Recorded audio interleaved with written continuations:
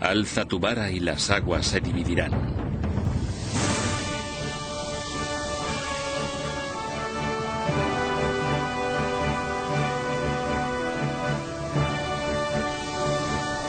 Moisés conduciendo a su pueblo hacia la libertad. Es una imagen llena de efectos especiales sobrenaturales. La zarza en llamas, las 10 plagas y, por supuesto, la división del Mar Rojo. Son tantos milagros que muchos expertos creen que se trata de una gran obra de ficción.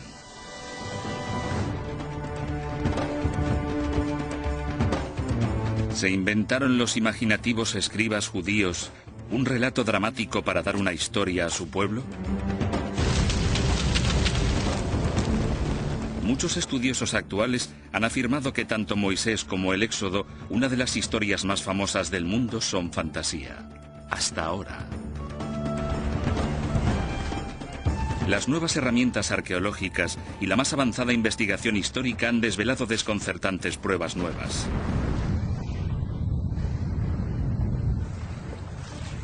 Pruebas que nos conducen a un río de Carolina del Norte que se convirtió en sangre.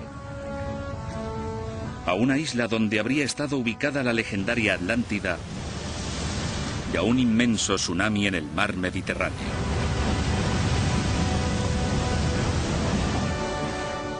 Moisés.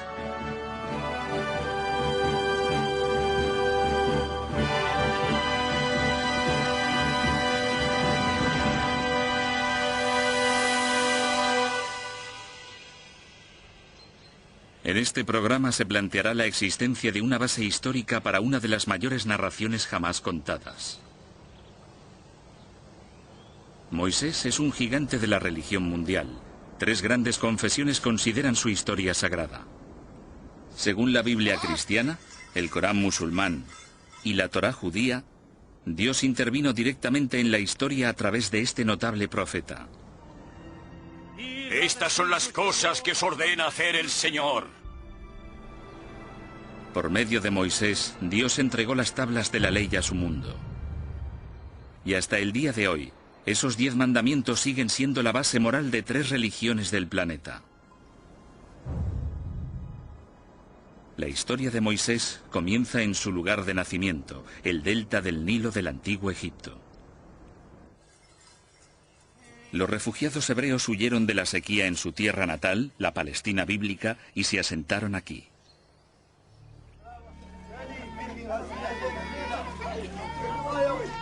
El problema comienza, según la Biblia, cuando el faraón de Egipto oye que los hebreos, a los que más tarde se llamaría israelitas, se multiplican más rápido que su propio pueblo. Se ordena a las comadronas que maten a todos los niños hebreos recién nacidos. Una madre desesperada esconde a su bebé en una cesta de juncos y lo echa a las aguas del Nilo. Ese bebé es Moisés. Milagrosamente, alguien encuentra y rescata al bebé. Un comienzo mágico para la historia de Moisés. ¿Pero es eso cierto? Hasta hace poco, casi todos los historiadores decían que no. La razón era sencilla. La historia de Moisés es muy parecida a la de un mito de Babilonia en el actual territorio iraquí sobre un gran rey llamado Sargón, quien, siendo bebé, fue encontrado en una cesta en un río.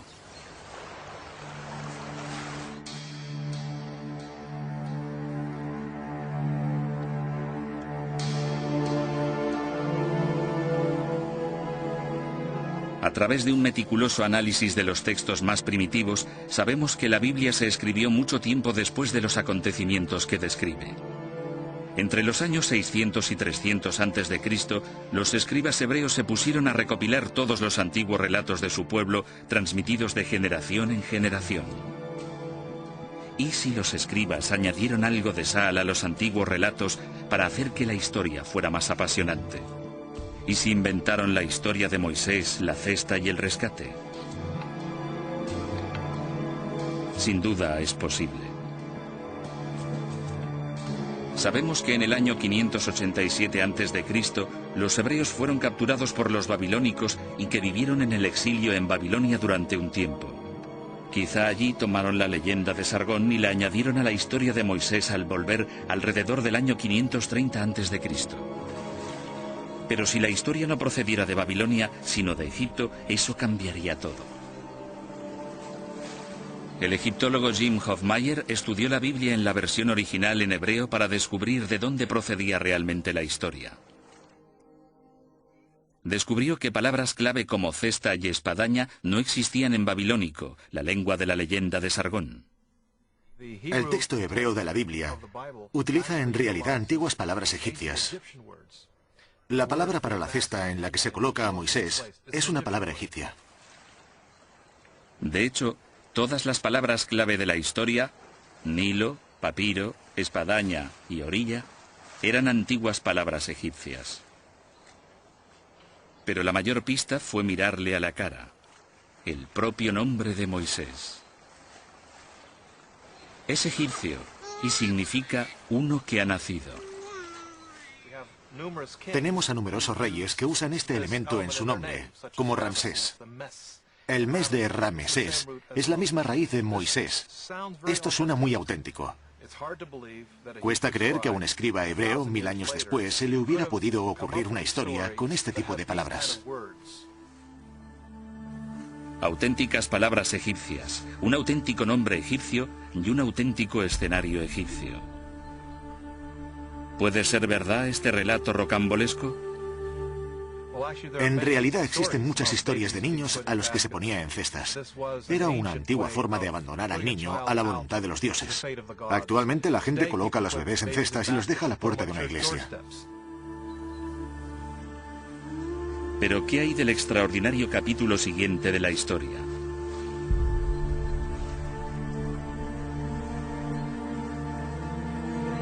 La Biblia afirma que Moisés fue rescatado por la hija del faraón o su esposa, según el Corán. Ella lo adoptó. Sobrevivir en el río fue una suerte. Pero el hecho de que un pobre inmigrante fuera rescatado por la realeza y fuera criado como un príncipe es sin duda algo propio de un cuento de hadas. Aunque en el antiguo Egipto no es una idea tan inverosímil.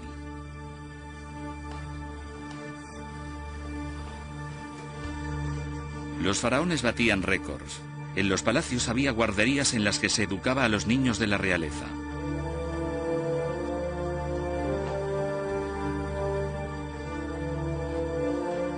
Por los textos antiguos conocemos una institución asociada al palacio que se llamaba la Guardería Real.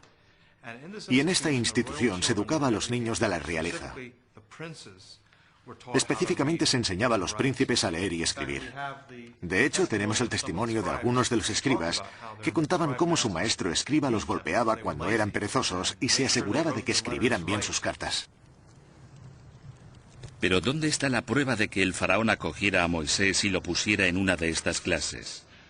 Por supuesto, ahora no tenemos pruebas. Lo interesante es que durante este tiempo también se admitió a niños que no pertenecían a la realeza.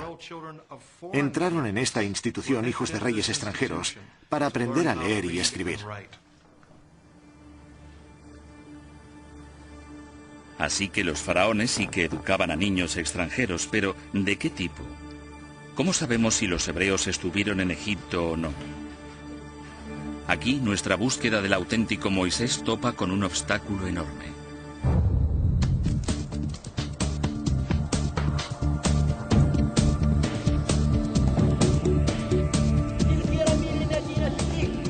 Necesitamos ver si existen pruebas físicas de que los hebreos estuvieran en Egipto.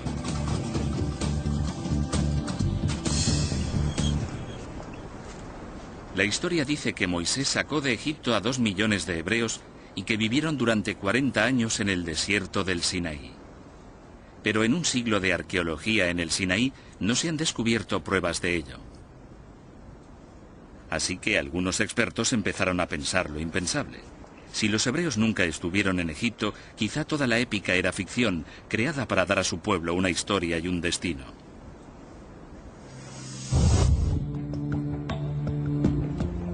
De hecho, muchos arqueólogos abandonaron la búsqueda de Moisés, pero algunos se negaron a rendirse. búsqueda pasó a centrarse en el delta, la desembocadura del poderoso Nilo y la parte de Egipto en la que la Biblia dice que se asentaron los hebreos. Peinaron la zona en busca de pruebas de una afirmación muy precisa, la de que se forzó a los hebreos a hacer ladrillos de barro para construir dos grandes ciudades, Pitón y Ramsés. Si eran grandes ciudades, ¿dónde estaban?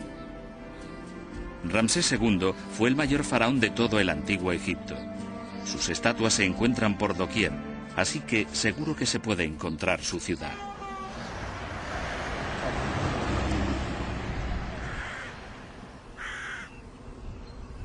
Pero al buscar hoy por la zona del delta no se halla ninguna señal de ella.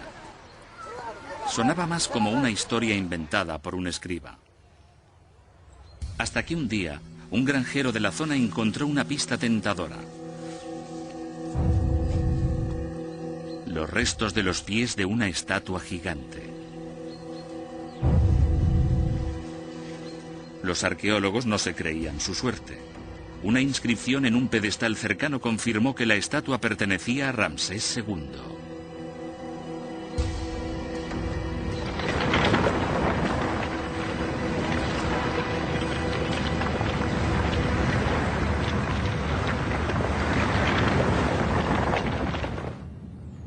Pero una estatua no hace una ciudad.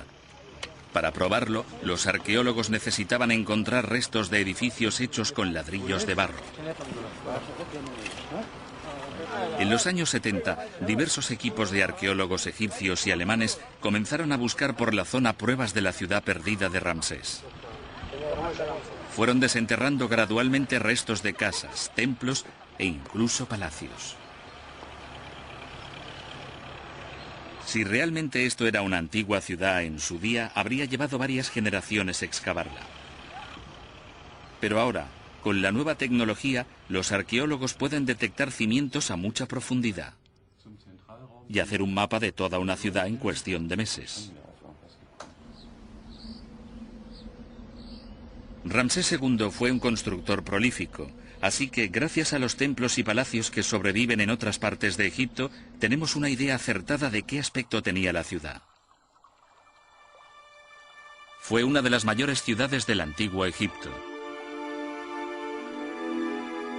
Se construyó en torno al año 1250 a.C. Vivieron allí 20.000 egipcios.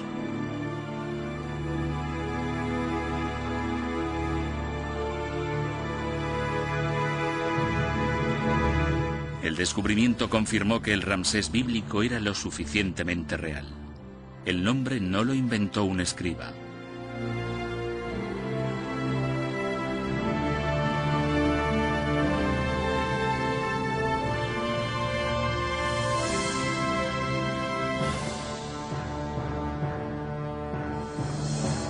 Pero, ¿fueron realmente esclavos hebreos quienes construyeron esta ciudad? En los documentos del antiguo Egipto hay una misteriosa referencia a una tribu capturada por el faraón y forzada a trabajar en la ciudad de Ramsés. Una de estas tablillas de arcilla enumera grupos de personas que fueron capturadas por el faraón. Uno de los grupos se llama Jabiru. Jabiru suena a hebreos. Hebreos, Jabiru. ¿Podría ser el pueblo al que guió Moisés? No podemos saberlo con seguridad, pero las pistas están ahí. Eran nómadas de lengua semítica y querían asentarse en Canaán, la Siria actual, Israel y Palestina. Quizás sí eran los hebreos.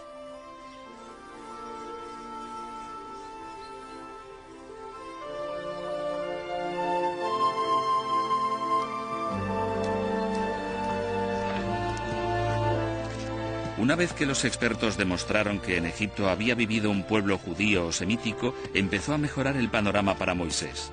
Quizá no era todo fantasía. Era hora de volver a mirar su vida de adulto, su vida como líder y hacedor de milagros.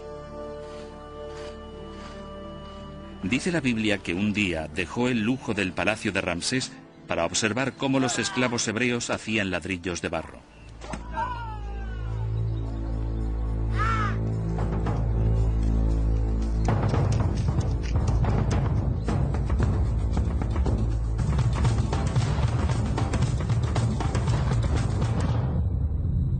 En un estallido de ira ante las crueldades diarias que soportaban los hebreos, Moisés pasó de príncipe mimado a criminal perseguido. Le esperaba la pena de muerte si lo cogían. Al huir de Egipto, Moisés se dirigió a Midian, limítrofe con Arabia.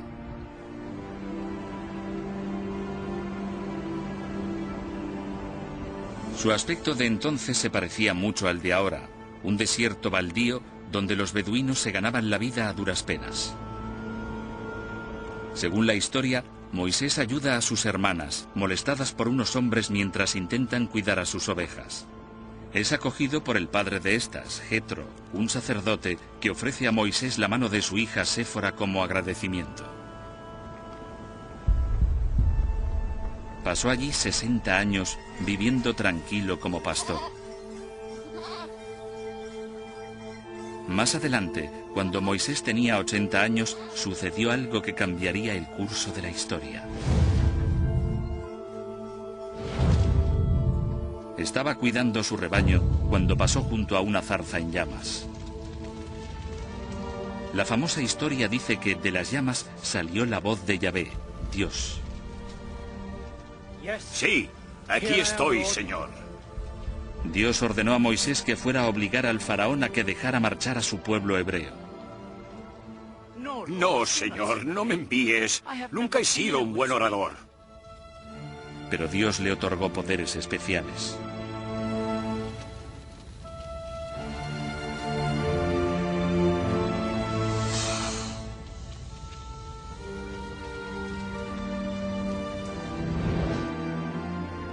Quizá Moisés sí oyó la voz de Dios.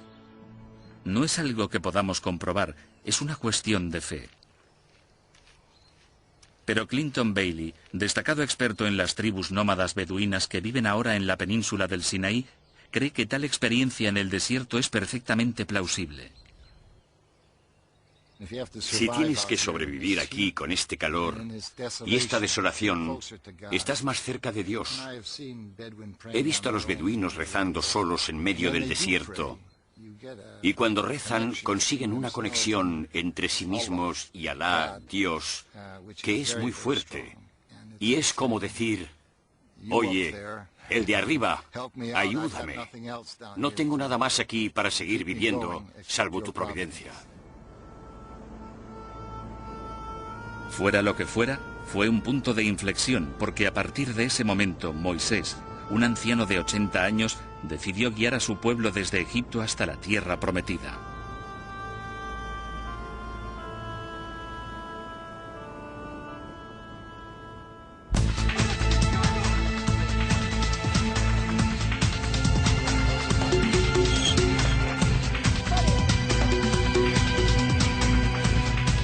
Lo que ocurrió después, según la Biblia, se ha convertido en un pilar de la fe judía.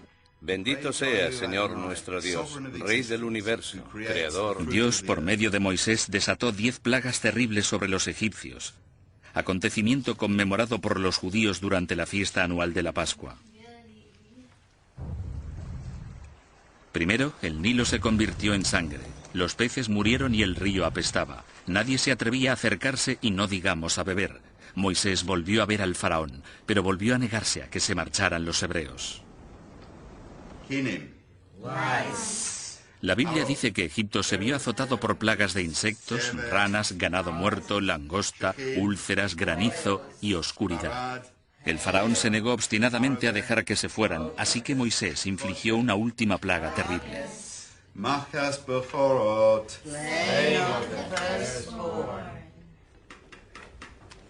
La matanza de los primogénitos de Egipto destrozó al faraón.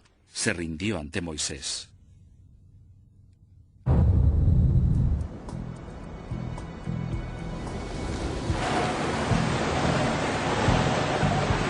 En la Biblia esas plagas eran acciones divinas por medio de la naturaleza. ¿Existen pruebas de acontecimientos naturales tan espectaculares? Este es el río Neuse, en New Bern, Carolina del Norte, lugar de un desastre medioambiental increíblemente parecido a algunas de las plagas de Egipto.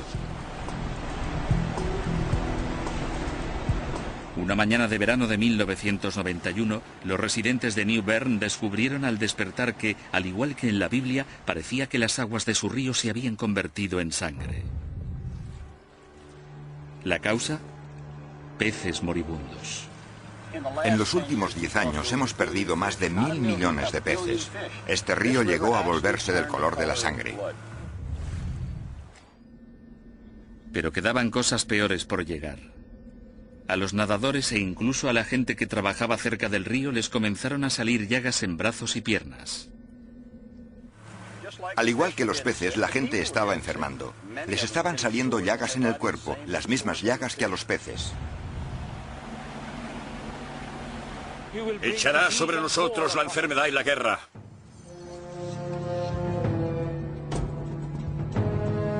Peces muertos, ríos rojos como la sangre, pústulas y llagas. La gente usaba la palabra bíblica para describir la catástrofe. La causa de todo era una mutación genética en un microorganismo marino llamado Fiesteria.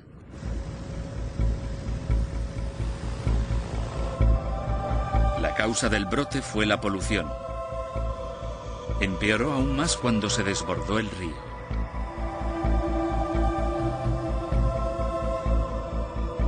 Hay miles de granjas de cerdos a lo largo del río. Los cerdos producen decenas de millones de litros de residuos y parte de ellos van a parar al río.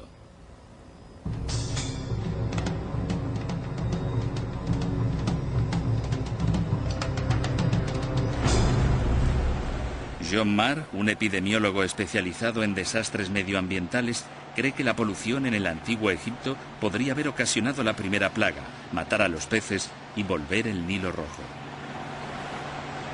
Esa misma polución podría también haber llevado a millones de ranas a tierra, la segunda plaga. Si te niegas, cubriré Egipto de ranas. En tierra, las ranas morirían provocando una explosión de moscas y piojos, la tercera y cuarta plagas. Cuando los peces hubieron muerto y las ranas también, pudo haber poblaciones de insectos que criaran y pudieran transmitir enfermedades virales a la población equina, así como al ganado, matándolos. El ganado muerto fue la quinta plaga. Algún insecto como la mosca de los establos podría haber picado a humanos provocando la sexta plaga, la de las úlceras y ampollas. El organismo de la Fiesteria podría haber desencadenado las primeras 6 plagas, pero ¿qué hay de las otras? El granizo y la oscuridad, por ejemplo. 10 años antes, Estados Unidos fue azotado por otro desastre, esta vez en el noroeste. Murió ganado, los humanos se enfermaron y, lo más importante, hubo granizo y oscuridad. Parecían igual que las plagas bíblicas. Fue una secuencia de acontecimientos devastadores, y todo el mundo sabía qué lo había provocado.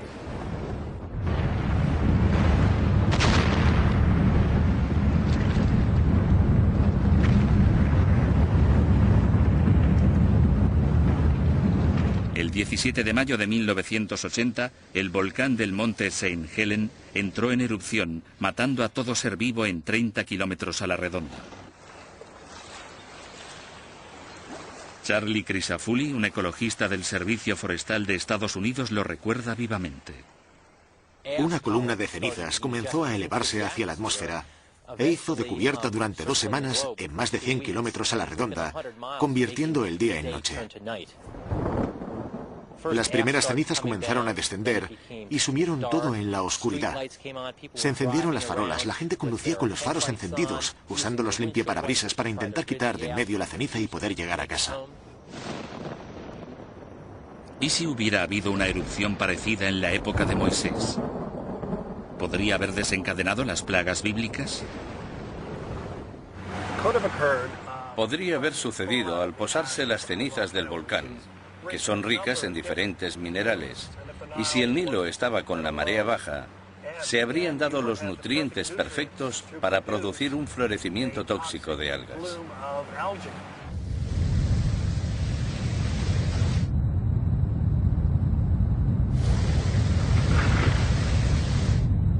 Cenizas volcánicas, polución, fiesteria.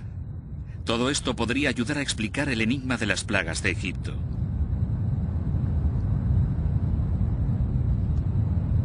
Pero esta teoría tiene un problema, uno grave. No hay ni un solo volcán activo en Egipto. ¿Fin de la historia? No exactamente. 500 millas marinas al noroeste del delta está la madre de todos los volcanes.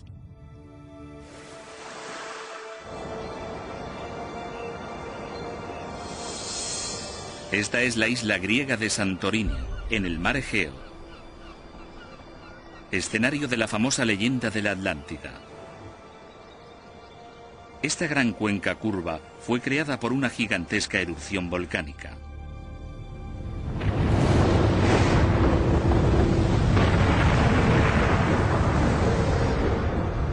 Fue una de las mayores explosiones de los últimos 10.000 años.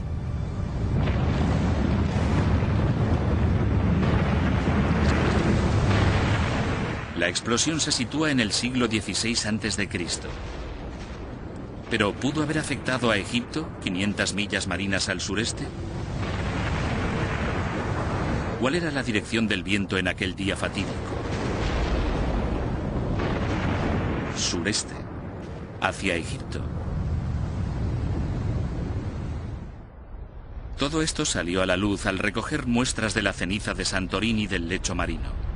Las mayores concentraciones se encontraban en dirección al delta del Nilo.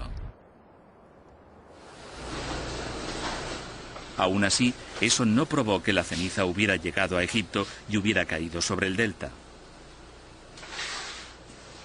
Para descubrirlo, el doctor Daniel Stanley, un oceanógrafo de la Smithsonian Institution, fue al delta y extrajo muestras de barro, arena y cieno. Vale, bien. Sí, de acuerdo. Veamos si conseguimos que funcione esto. En los núcleos que taladramos, encontramos fragmentos volcánicos química y ópticamente, en cuestión de tamaño y forma. Esos fragmentos de cristal se pueden relacionar con seguridad con la explosión de Santorini. El tamaño de los fragmentos de cristal también dio al Dr. Stanley una visión escalofriante del efecto de la onda expansiva sobre el delta. Creo que debió de ser una experiencia aterradora. Debió de ser muy duro el hecho en sí, la explosión. Se debió de notar cómo caía la ceniza. Así que creo que debió de ser lo que en la jerga llamamos una de las grandes. Con las pruebas de que la nube de ceniza pudo haber llegado hasta el delta, los científicos podían abordar la cuestión principal. ¿Desencadenó el volcán las plagas bíblicas?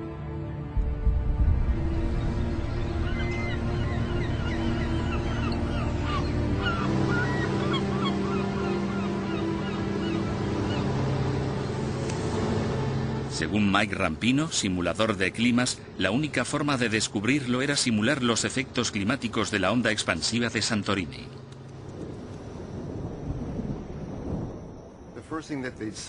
Lo primero que habrían visto sería esta nube de ceniza sobre ellos, tan oscura que ocultaba totalmente el sol. Luego una lluvia de cenizas desde el cielo, desde la nube, seguida del tipo de tiempo extraño que hay tras las erupciones volcánicas. Relámpagos, quizá oscuridad. ¿Y qué hay de las plagas de peces muertos e insectos? Si nos centramos en la zona de Egipto, estos resultados son nuevos. Vemos que hay sequía, una disminución de las precipitaciones en las partes altas de las fuentes del Nilo. Y el flujo del Nilo sería menor. Al bajar el nivel del río, las aguas comenzaron a estancarse.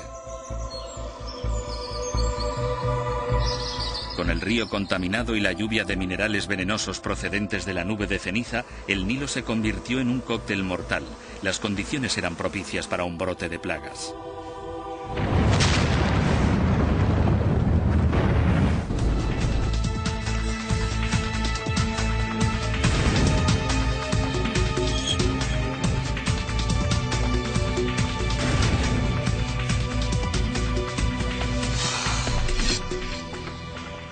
Al final, las plagas persuadieron al faraón para permitir que los hebreos salieran de Egipto.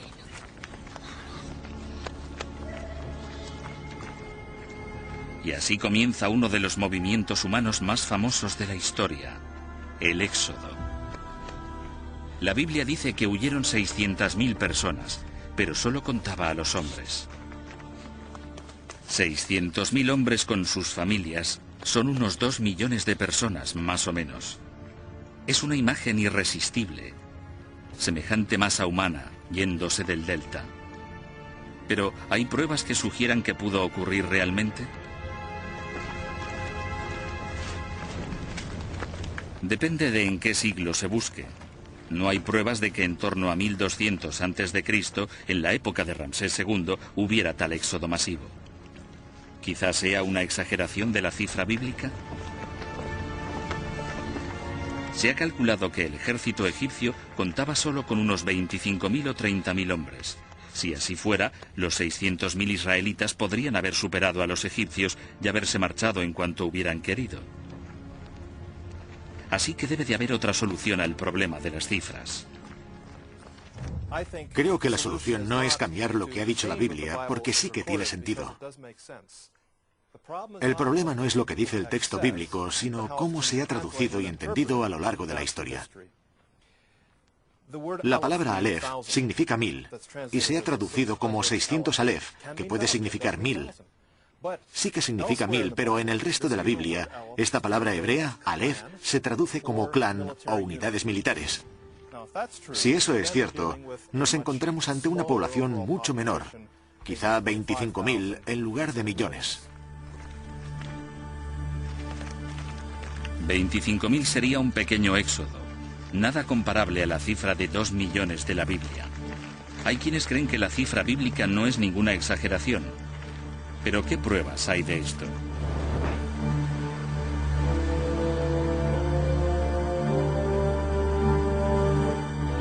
Las pistas de un éxodo mucho mayor aparecieron cerca de la ciudad de Ramsés, cuando un equipo de arqueólogos austríacos desenterraron otra ciudad, 300 años más antigua, llamada Avaris.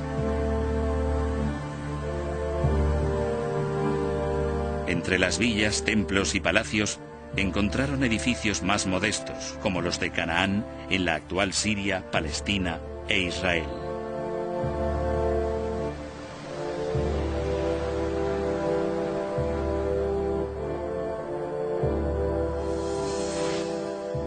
Encontraron sepulturas parecidas a esta reconstrucción que claramente no eran egipcias. Estos son huesos de una oveja de lana larga, una raza procedente de Canaán.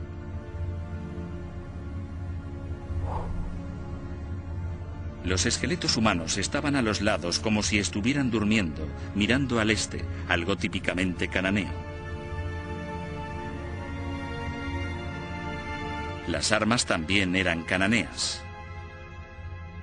Eran huesos de personas de habla semítica. Tenían una comunidad próspera, pero un día se marcharon todos. Los historiadores del antiguo Egipto aseguran que el faraón expulsó por lo menos a 240.000 familias semíticas.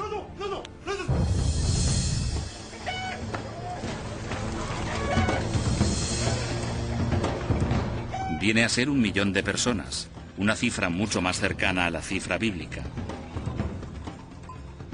Tenemos allí a la población, vemos cómo desaparece, vemos cómo abandonan el lugar. La ciudad de Avaris queda completamente abandonada a la arena que va amontonándose y se han ido a algún lado.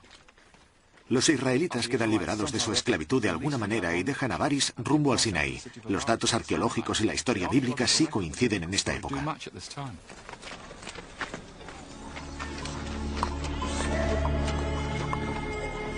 Es imposible determinar si estos semitas eran los hebreos del éxodo bíblico o un grupo diferente. Pero un éxodo de estas características sería coherente con una parte de la historia especialmente desconcertante.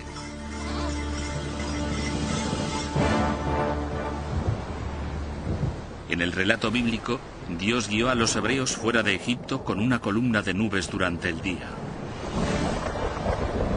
y una columna de fuego durante la noche. Estas famosas imágenes se han considerado puros mitos.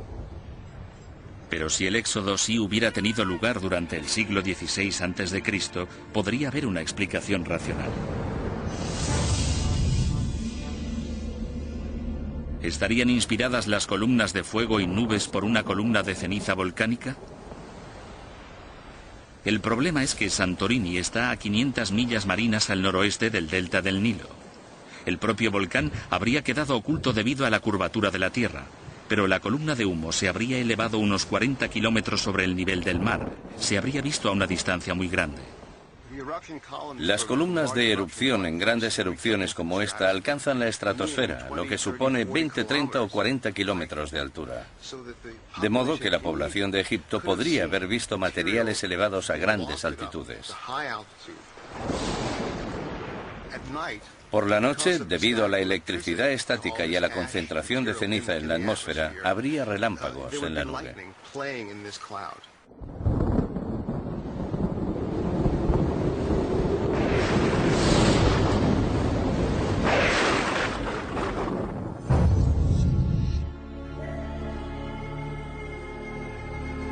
La imagen que describe la Biblia del Éxodo encaja sorprendentemente bien con los hechos históricos. Pero, ¿resiste el fantástico clímax de la historia al escrutinio histórico? La Biblia nos dice que cuando los hebreos se fueron de Egipto, el faraón cambió de opinión sobre haberles dejado marchar.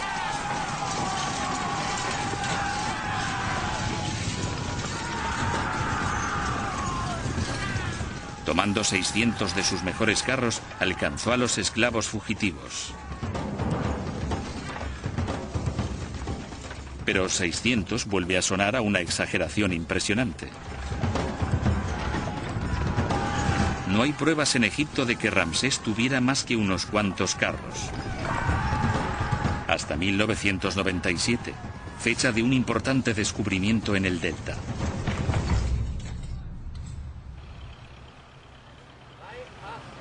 En Cantir, lugar donde se encuentra el yacimiento de la ciudad de Ramsés II, unos arqueólogos alemanes desenterraron los cimientos de un antiguo edificio.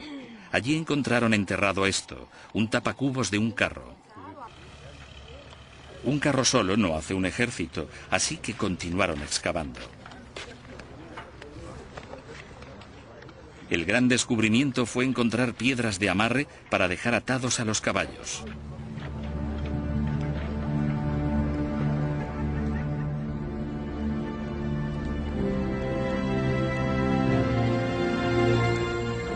Esto demostró que aquel lugar en el pasado había sido un establo para carros y caballos.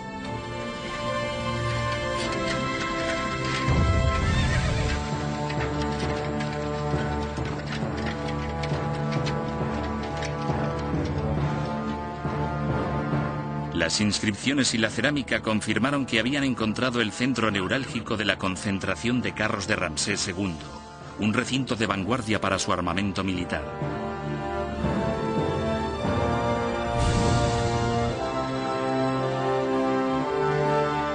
Al finalizar la excavación, los arqueólogos habían encontrado establos suficientes para albergar a no menos de 500 carros y caballos.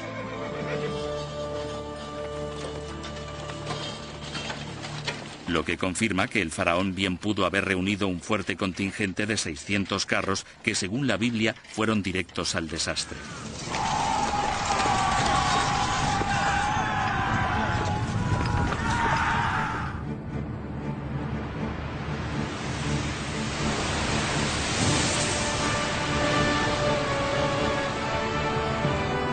Cuando los hebreos se han marchado de Egipto, la Biblia cuenta la parte más milagrosa de la historia de Moisés, la división del Mar Rojo.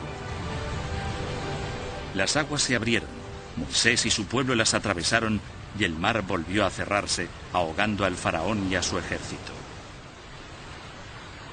El material es digno de una película de Hollywood, pero el Mar Rojo es demasiado profundo. Quizás sea aquí donde finalmente la Biblia se separa de la ciencia y la historia. Aunque esta historia tiene más miga. Hay que mirar detenidamente el relato de la travesía del Mar Rojo. Si se lee la Biblia en el hebreo original, nos damos cuenta de que no dice que Moisés cruzara el Mar Rojo. La palabra rojo es una mala traducción. En la Biblia hebrea cruzan el Yam Suf, el mar de cañas. No el Mar Rojo, sino el mar de juncos. Esta historia es extraña. Cualquiera puede imaginarse que intentar cruzar el Mar Rojo sería muy difícil, pero un mar de juncos sería bastante diferente. Esta es una zona pantanosa, probablemente lo que cruzaron.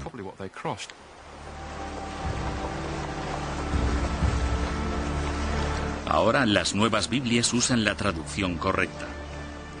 Así que, ¿dónde está ese mar de juncos? Los textos del Antiguo Egipto mencionan una zona llamada Pazufi, que significa los juncos. Gracias a las fotografías por satélite, hemos descubierto enormes depresiones en la parte este del delta entre el Sinaí y la zona de cultivos. Estas depresiones fueron en su día regiones pantanosas. Y ese es el lugar que la Biblia llama Mar de Juncos y los egipcios Pa-Zufi, los juncos. Pero que el agua volviera y se llevara todos estos carros y soldados parece muy poco probable. ¿Podría ser posible? El texto auténtico nos dice que sopló un viento del este que empujó las aguas a un lado, y si se habla de un pantano de juncos poco profundo, o quizá de unos 2 o 3 metros de agua como máximo, es físicamente posible. De hecho, se ha visto en los últimos 100 años. La gente ha visto en estas zonas, en estos pantanales, cómo el agua era empujada hacia un lado. El ejército egipcio no quedaría completamente diezmado, pero por lo que respecta a los israelitas, fue una épica salvación divina.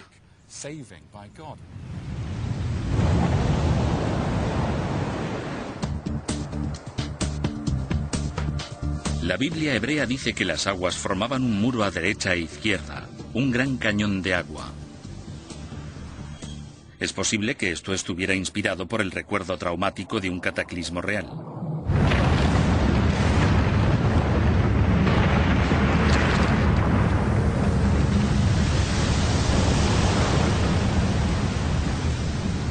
Volviendo a Santorini, las simulaciones por ordenador de la enorme erupción muestran que la convulsión de la isla habría desencadenado un gran tsunami, una ola de 180 metros de altura que se moviera a una velocidad de 640 kilómetros por hora.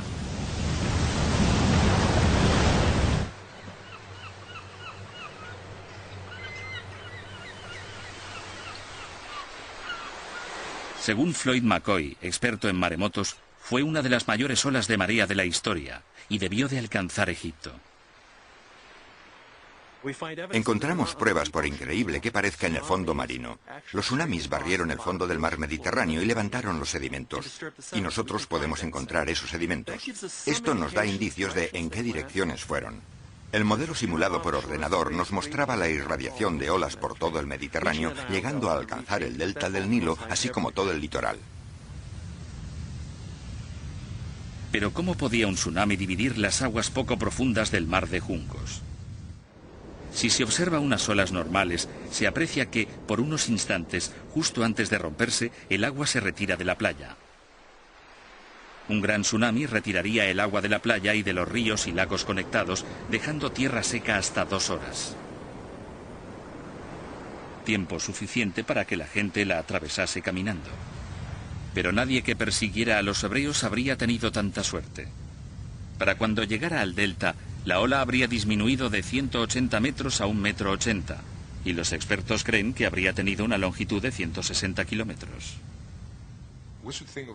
Deberíamos pensar en una ola de 2 metros que cambia rápidamente en 2 metros el nivel del mar por toda la costa, y eso puede desplazarse varios kilómetros tierra adentro.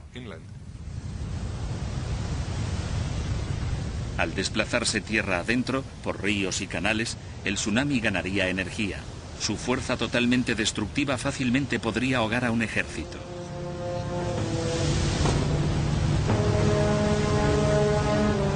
Es una imagen asombrosa, pero pura especulación.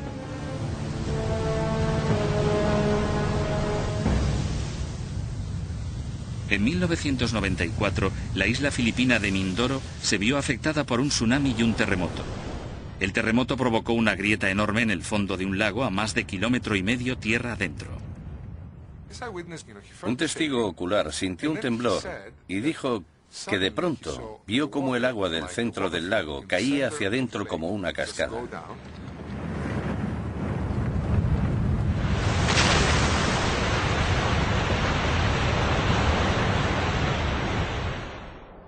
Y pasado un rato, miró hacia abajo y podía ver el fondo del lago. Y sus palabras exactas fueron: pensé que podía cruzarlo a pie. Kilómetro y medio río abajo, en la desembocadura del río había una enorme barcaza de 6.000 toneladas. Las aguas se desvanecieron y después el testigo vio cómo llegaba el tsunami. Y entonces ve cómo llega del mar una barcaza de 6.000 toneladas.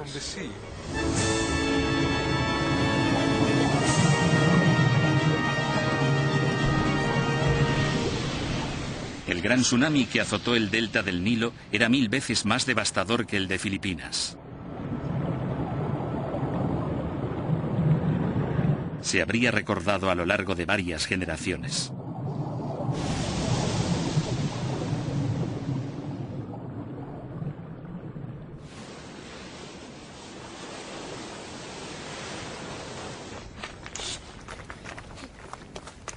Tras todas las nuevas pruebas que apoyan la historia de Moisés y el Éxodo, hay un verdadero problema. Algunas de las mejores pruebas datan de en torno al año 1500 a.C. Algunas son más de 300 años después. Sencillamente, las fechas no cuadran, aunque quizá no tengamos que elegir una de ellas. Tal vez hemos estado condicionados a ver el Éxodo como un único acontecimiento dramático. Pero quizá hubo más de un éxodo.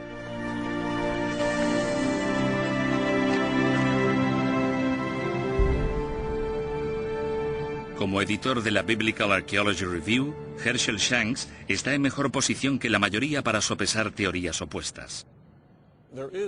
Existe una controversia sobre cuándo sucedió exactamente. Pero también existe la teoría de que podría haber habido muchos éxodos, muchas salidas de Egipto de grupos de esclavos que se unieron como israelitas. Sabemos que había migraciones de uno a otro lado, y quizá la más destacada fue la del grupo de Moisés. A veces la gente dice, pero ¿y la prueba de que Moisés existiera? No tenemos pruebas directas de la existencia de Moisés, pero sabemos que cuando se fueron los israelitas, debían de tener algún tipo de líder. Si no se llamaba Moisés, tendría otro nombre.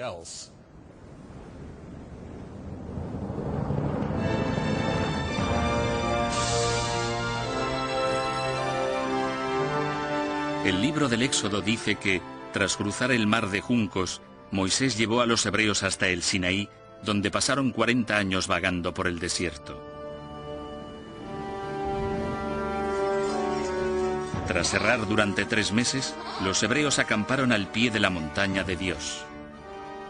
En la montaña, Dios se le apareció a Moisés y cambió la vida de todos. Estas son las cosas que os ordena hacer el Señor. Los 10 mandamientos se han fijado en nuestra conciencia. Pero, ¿hay pruebas para esta parte de la historia?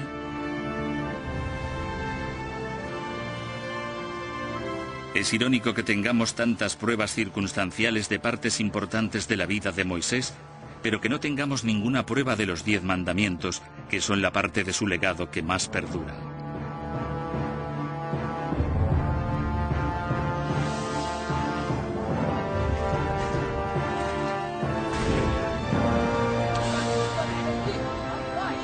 En cierto sentido, ahora todos somos hijos de Moisés. Incluso hoy en todos los continentes, la gente que no sabe nada de Moisés sabe al menos algo sobre los 10 mandamientos. Han sido el cimiento de todas las civilizaciones occidentales y de Oriente Próximo y siguen siendo la base moral para 2/3 de la población mundial.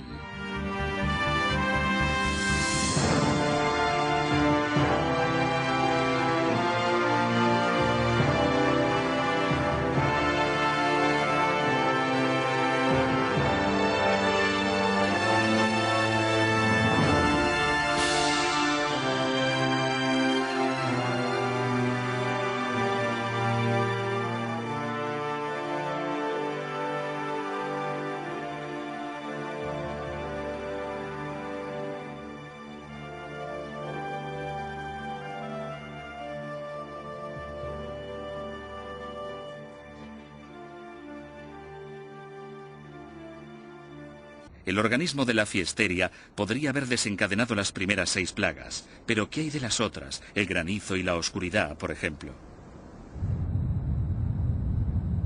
10 años antes, Estados Unidos fue azotado por otro desastre, esta vez en el noroeste. Murió ganado, los humanos se enfermaron y, lo más importante, hubo granizo y oscuridad. Parecían igual que las plagas bíblicas.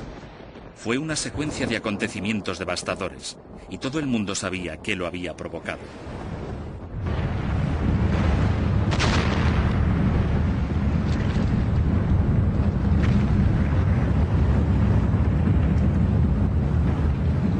El 17 de mayo de 1980, el volcán del monte St. Helen entró en erupción, matando a todo ser vivo en 30 kilómetros a la redonda. Charlie Crisafulli, un ecologista del Servicio Forestal de Estados Unidos, lo recuerda vivamente. Una columna de cenizas comenzó a elevarse hacia la atmósfera e hizo de cubierta durante 2 semanas en más de 100 kilómetros a la redonda, convirtiendo el día en noche. Las primeras cenizas comenzaron a descender y sumieron todo en la oscuridad. Se encendieron las farolas, la gente conducía con los faros encendidos, usando los limpiaparabrisas para intentar quitar de en medio la ceniza y poder llegar a casa. ¿Y si hubiera habido una erupción parecida en la época de Moisés? ¿Podría haber desencadenado las plagas bíblicas? Podría haber sucedido al posarse las cenizas del volcán, que son ricas en diferentes minerales, y si el Nilo estaba con la marea baja, se habrían dado los nutrientes perfectos para producir un florecimiento tóxico de algas.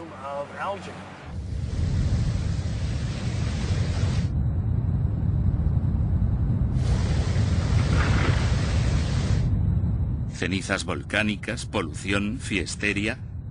Todo esto podría ayudar a explicar el enigma de las plagas de Egipto.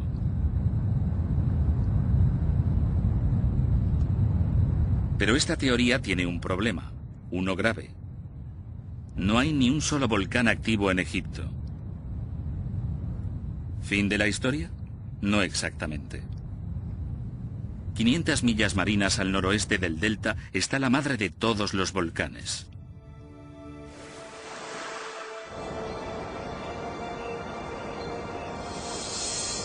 Esta es la isla griega de Santorini, en el mar Egeo, escenario de la famosa leyenda de la Atlántida.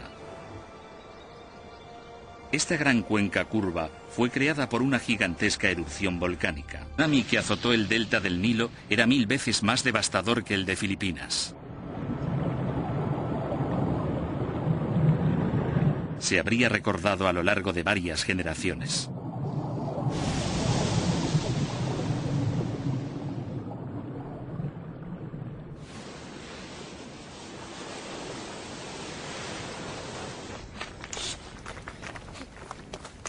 Tras todas las nuevas pruebas que apoyan la historia de Moisés y el Éxodo, hay un verdadero problema. Algunas de las mejores pruebas datan de en torno al año 1500 a.C. Algunas son más de 300 años después. Sencillamente, las fechas no cuadran, aunque quizá no tengamos que elegir una de ellas. Tal vez hemos estado condicionados a ver el Éxodo como un único acontecimiento dramático. Pero quizá hubo más de un éxodo.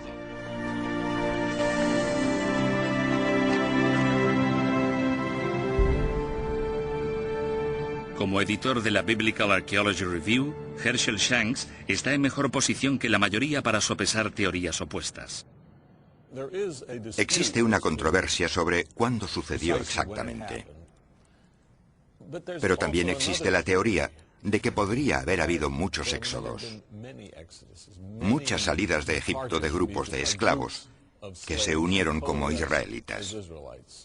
Sabemos que había migraciones de uno a otro lado, y quizá la más destacada fue la del grupo de Moisés. A veces la gente dice, pero ¿y la prueba de que Moisés existiera?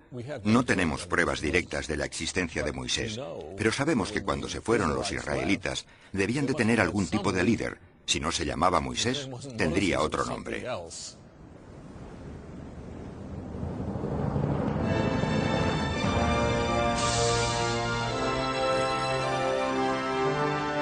El libro del Éxodo dice que, tras cruzar el mar de juncos, Moisés llevó a los hebreos hasta el Sinaí, donde pasaron 40 años vagando por el desierto. Tras errar durante 3 meses, los hebreos acamparon al pie de la montaña de Dios. En la montaña, Dios se le apareció a Moisés y cambió la vida de todos. Estas son las cosas que os ordena hacer el Señor. Los 10 mandamientos se han fijado en nuestra conciencia. Pero, ¿hay pruebas para esta parte de la historia?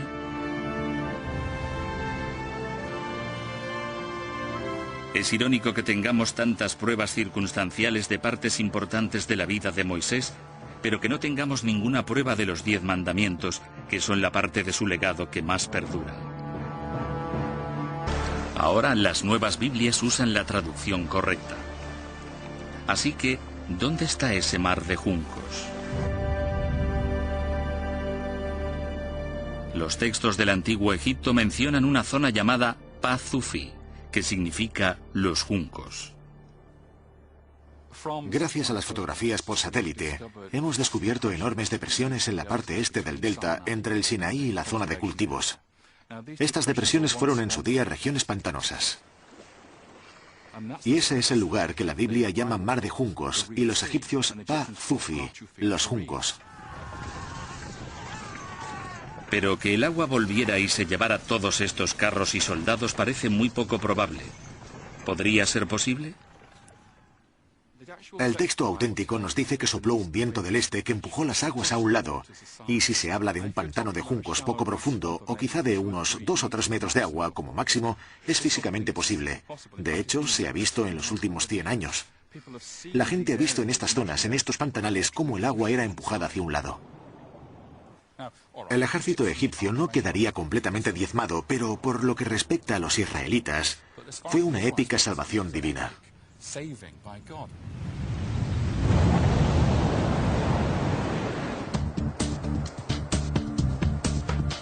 La Biblia hebrea dice que las aguas formaban un muro a derecha e izquierda, un gran cañón de agua. Es posible que esto estuviera inspirado por el recuerdo traumático de un cataclismo real.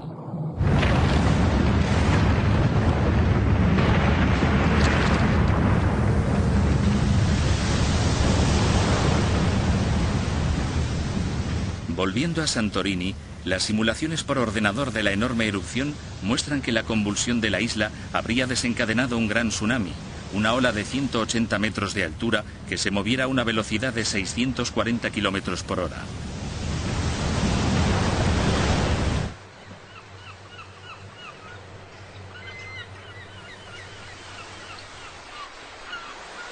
Según Floyd McCoy, experto en maremotos, fue una de las mayores olas de marea de la historia y debió de alcanzar Egipto. Encontramos pruebas, por increíble que parezca, en el fondo marino. Los tsunamis barrieron el fondo del mar Mediterráneo y levantaron los sedimentos. Y nosotros podemos encontrar esos sedimentos. Esto nos da indicios de en qué direcciones fueron. El modelo simulado por ordenador nos mostraba la irradiación de olas por todo el Mediterráneo, llegando a alcanzar el delta del Nilo, así como todo el litoral. Pero ¿cómo podía un tsunami dividir las aguas poco profundas del mar de juncos? Si se observa unas olas normales, se aprecia que, por unos instantes, justo antes suficientemente real. El nombre no lo inventó un escriba.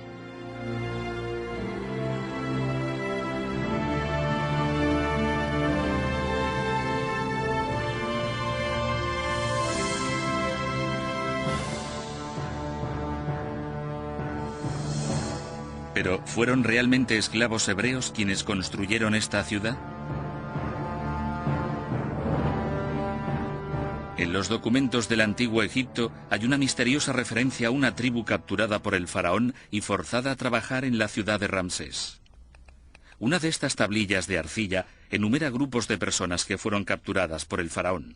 Uno de los grupos se llama Jabiru. Jabiru suena a hebreos. Hebreos, Jabiru. ¿Podría ser el pueblo al que guió Moisés? No podemos saberlo con seguridad, pero las pistas están ahí. Eran nómadas de lengua semítica y querían asentarse en Canaán, la Siria actual, Israel y Palestina. Quizás sí eran los hebreos.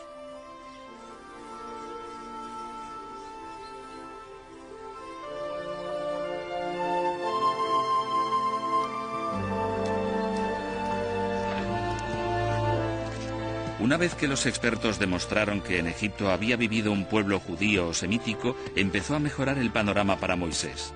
Quizá no era todo fantasía. Era hora de volver a mirar su vida de adulto, su vida como líder y hacedor de milagros. Dice la Biblia que un día dejó el lujo del palacio de Ramsés para observar cómo los esclavos hebreos hacían ladrillos de barro.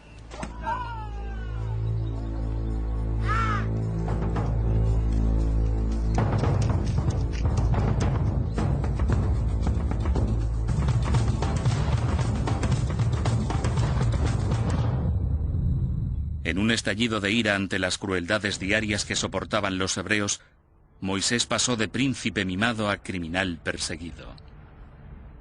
Le esperaba la pena de muerte si lo cogían. Al huir de Egipto, Moisés se dirigió a Midian, limítrofe con Arabia.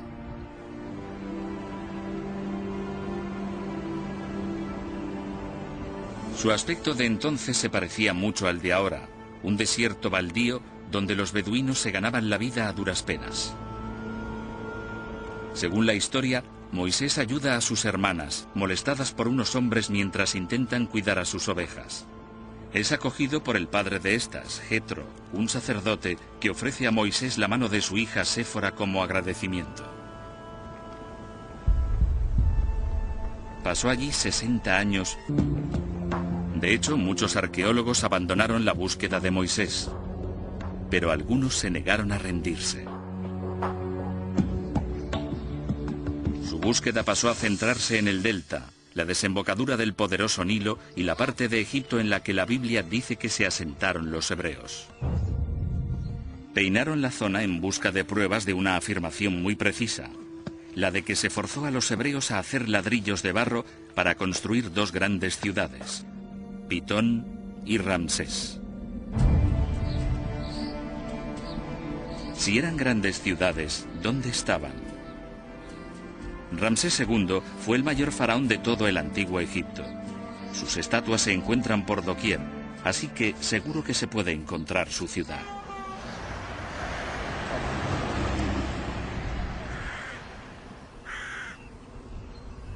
Pero al buscar hoy por la zona del delta no se halla ninguna señal de ella.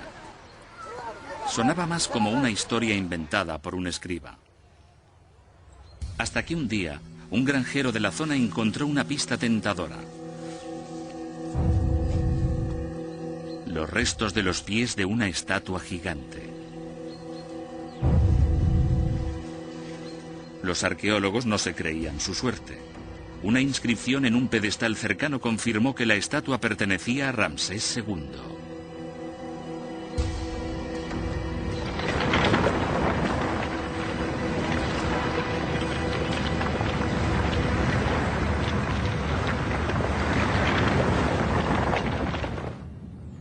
Pero una estatua no hace una ciudad.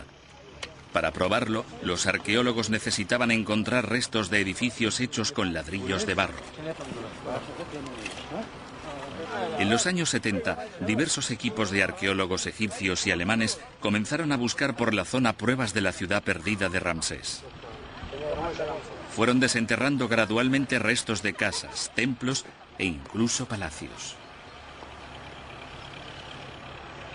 Si realmente esto era una antigua ciudad en su día, habría llevado varias generaciones excavarla. Pero ahora, con la nueva tecnología, los arqueólogos pueden detectar cimientos a mucha profundidad y hacer un mapa de toda una ciudad en cuestión de meses. Ramsés II fue un constructor prolífico, así que gracias a los templos y palacios que sobreviven en otras partes de Egipto, tenemos una idea acertada de qué aspecto tenía la ciudad. Fue una de las mayores ciudades del antiguo Egipto. Se construyó en torno al año 1250 a.C. Un gran tsunami retiraría el agua de la playa y de los ríos y lagos conectados, dejando tierra seca hasta 2 horas. Tiempo suficiente para que la gente la atravesase caminando. Pero nadie que persiguiera a los hebreos habría tenido tanta suerte.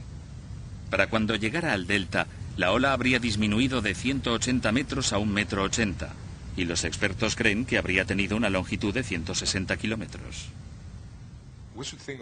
Deberíamos pensar en una ola de 2 metros que cambia rápidamente en 2 metros el nivel del mar por toda la costa, y eso puede desplazarse varios kilómetros tierra adentro. Al desplazarse tierra adentro, por ríos y canales, el tsunami ganaría energía. Su fuerza totalmente destructiva fácilmente podría ahogar a un ejército.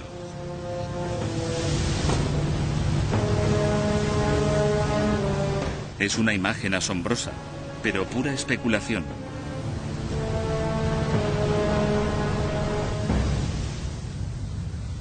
En 1994, la isla filipina de Mindoro se vio afectada por un tsunami y un terremoto.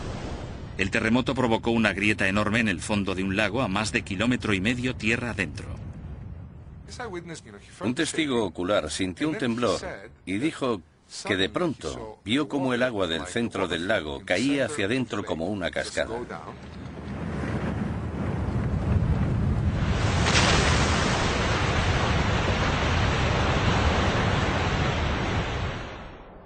Y pasado un rato, miró hacia abajo y podía ver el fondo del lago.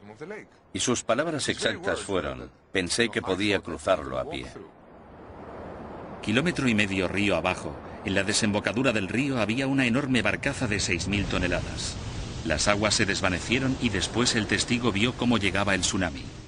Y entonces ve cómo llega del mar una barcaza de 6.000 toneladas.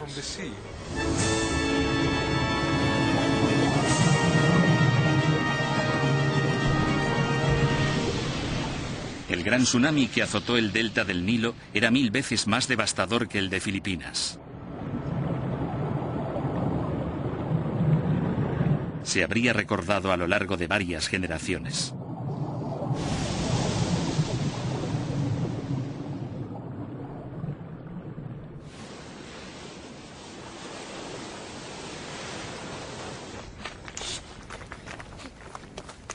Tras todas las nuevas pruebas que apoyan la historia de Moisés y el Éxodo, hay un verdadero problema.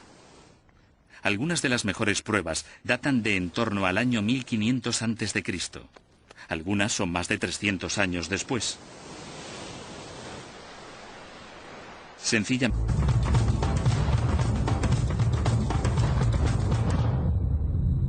En un estallido de ira ante las crueldades diarias que soportaban los hebreos, Moisés pasó de príncipe mimado a criminal perseguido. Le esperaba la pena de muerte si lo cogían.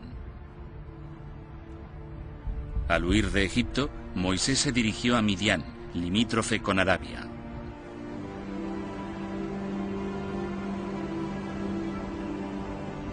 Su aspecto de entonces se parecía mucho al de ahora, un desierto baldío donde los beduinos se ganaban la vida a duras penas. Según la historia, Moisés ayuda a sus hermanas, molestadas por unos hombres mientras intentan cuidar a sus ovejas.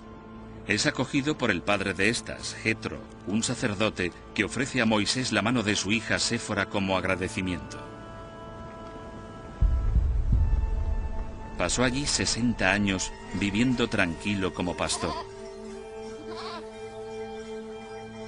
Más adelante, cuando Moisés tenía 80 años, sucedió algo que cambiaría el curso de la historia. Estaba cuidando su rebaño cuando pasó junto a una zarza en llamas. La famosa historia dice que de las llamas salió la voz de Yahvé, Dios. Sí, aquí estoy, Señor. Dios ordenó a Moisés que fuera a obligar al faraón a que dejara marchar a su pueblo hebreo. No, Señor, no me envíes. Nunca he sido un buen orador. Pero Dios le otorgó poderes especiales.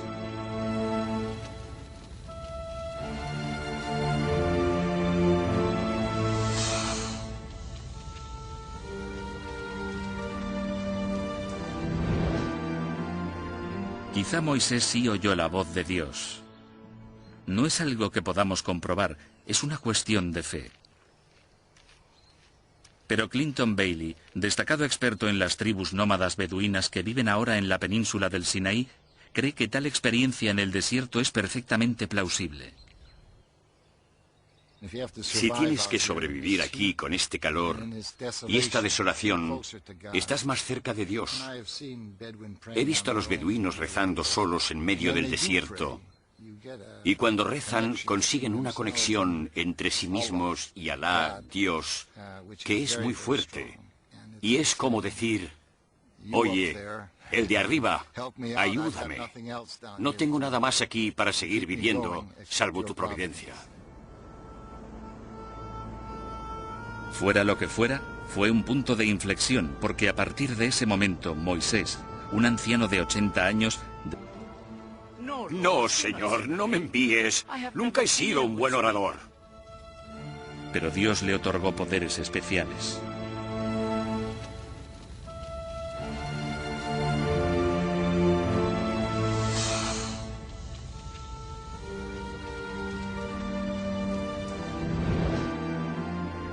Quizá Moisés sí oyó la voz de Dios. No es algo que podamos comprobar, es una cuestión de fe. Pero Clinton Bailey, destacado experto en las tribus nómadas beduinas que viven ahora en la península del Sinaí, cree que tal experiencia en el desierto es perfectamente plausible. Si tienes que sobrevivir aquí con este calor y esta desolación, estás más cerca de Dios. He visto a los beduinos rezando solos en medio del desierto, y cuando rezan consiguen una conexión entre sí mismos y Alá, Dios, que es muy fuerte. Y es como decir, oye, el de arriba, ayúdame. No tengo nada más aquí para seguir viviendo, salvo tu providencia. Fuera lo que fuera, fue un punto de inflexión, porque a partir de ese momento, Moisés, un anciano de 80 años, decidió guiar a su pueblo desde Egipto hasta la tierra prometida.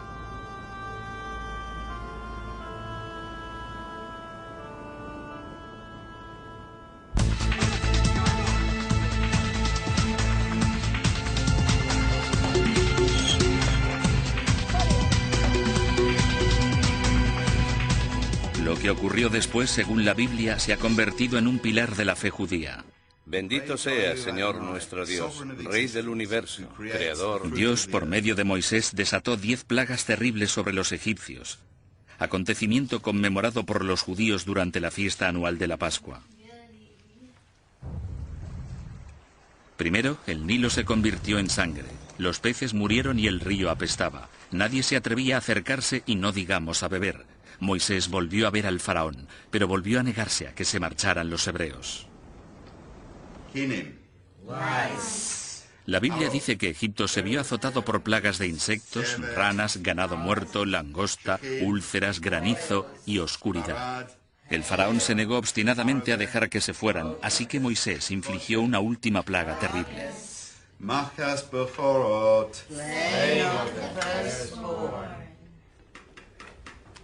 La matanza de los primogénitos de Egipto destrozó al faraón. Se rindió ante Moisés.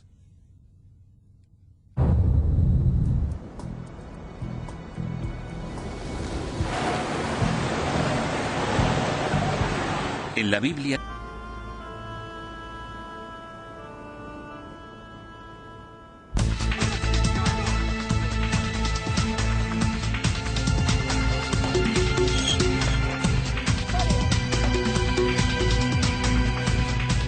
lo que ocurrió después, según la Biblia, se ha convertido en un pilar de la fe judía.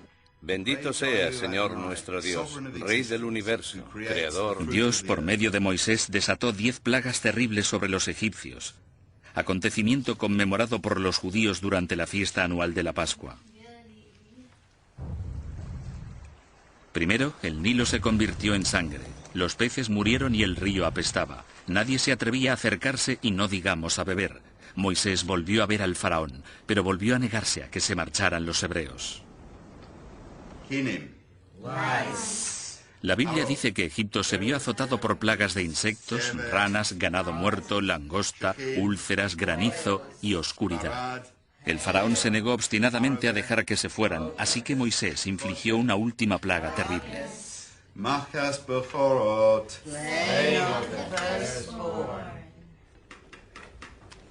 La matanza de los primogénitos de Egipto destrozó al faraón. Se rindió ante Moisés.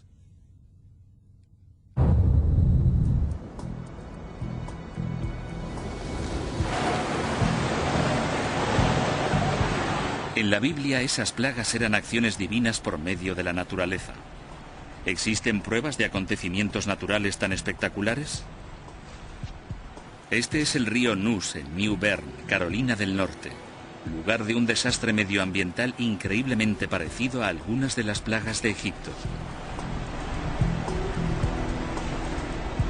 Una mañana de verano de 1991, los residentes de New Bern descubrieron al despertar que, al igual que en la Biblia, parecía que las aguas de su río se habían convertido en sangre. ¿La causa? Peces moribundos. En los últimos 10 años hemos perdido más de 1.000 millones de peces. Este río llegó a volverse del color de la sangre. Pero quedaban cosas peores por llegar. A los nadadores e incluso a la gente que trabajaba cerca del río les comenzaron a salir llagas en brazos y piernas. Al igual que los peces, la gente estaba enfermando. Les estaban saliendo llagas en el cuerpo, las mismas llagas que a los peces. Echará sobre nosotros la enfermedad y la guerra.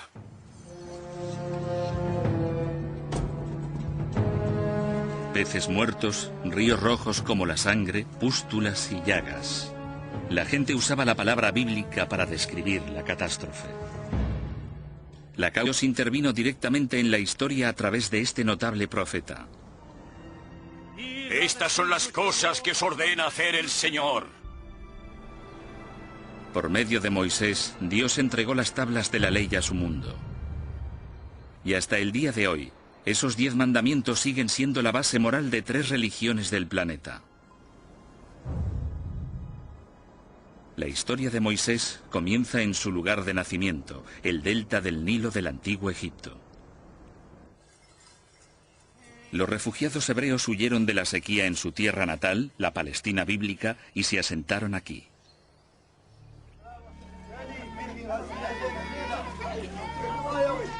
El problema comienza, según la Biblia, cuando el faraón de Egipto oye que los hebreos, a los que más tarde se llamaría israelitas, se multiplican más rápido que su propio pueblo. Se ordena a las comadronas que maten a todos los niños hebreos recién nacidos. Una madre desesperada esconde a su bebé en una cesta de juncos y lo echa a las aguas del Nilo. Ese bebé es Moisés. Milagrosamente, alguien encuentra y rescata al bebé. Un comienzo mágico para la historia de Moisés. ¿Pero es eso cierto? Hasta hace poco, casi todos los historiadores decían que no. La razón era sencilla. La historia de Moisés es muy parecida a la de un mito de Babilonia en el actual territorio iraquí sobre un gran rey llamado Sargón, quien, siendo bebé, fue encontrado en una cesta en un río.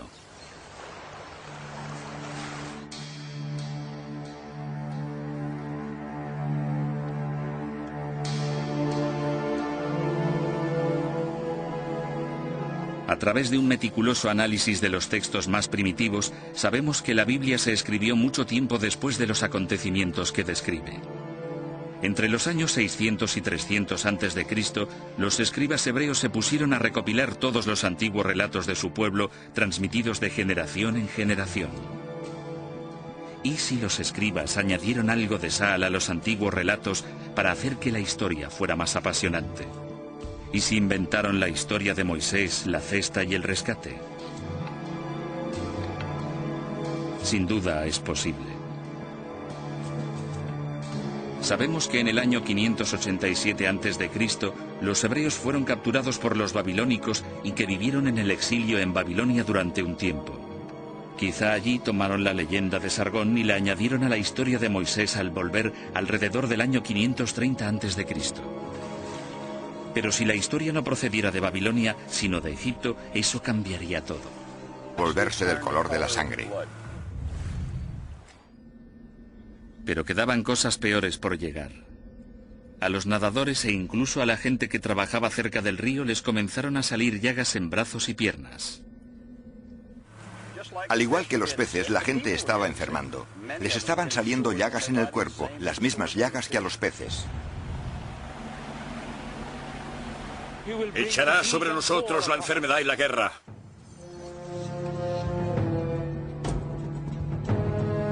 Peces muertos, ríos rojos como la sangre, pústulas y llagas. La gente usaba la palabra bíblica para describir la catástrofe.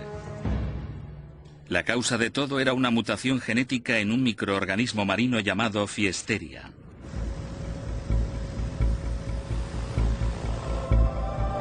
La causa del brote fue la polución.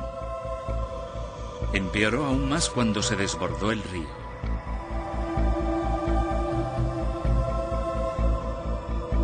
Hay miles de granjas de cerdos a lo largo del río. Los cerdos producen decenas de millones de litros de residuos y parte de ellos van a parar al río.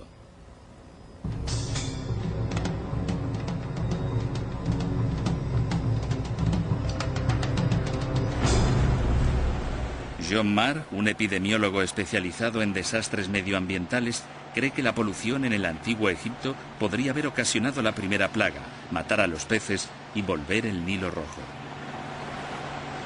Esa misma polución podría también haber llevado a millones de ranas a tierra, la segunda plaga.